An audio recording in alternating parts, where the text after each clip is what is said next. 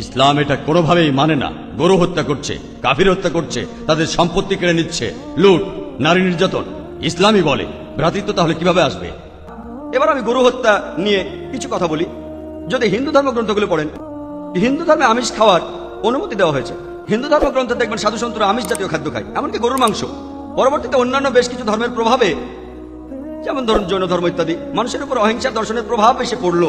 তারা প্রাণী হত্যা বাদ দিল, তারা এই দর্শনটাকে তাদের জীবনধারায় যোগ করলো। তবে ইসলাম ধর্ম প্রাণীদের অধিকারের কথা বলে থাকে। আর যদি আপনি অন্যান্য ধর্মগুলো ভালোভাবে দেখেন, অনেকে আমিষ খেতে বারণ করেছে।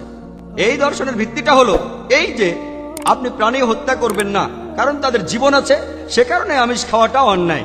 তাই যে দর্শন বলে আমিষ খাবার খাওয়া অন্যায়, কারণ এখানে আপনি প্রাণী হত্যা করছেন, বিজ্ঞান প্রমাণ করেছে, এমনকি গাছপালারও জীবন আছে, আপনারা জানেন।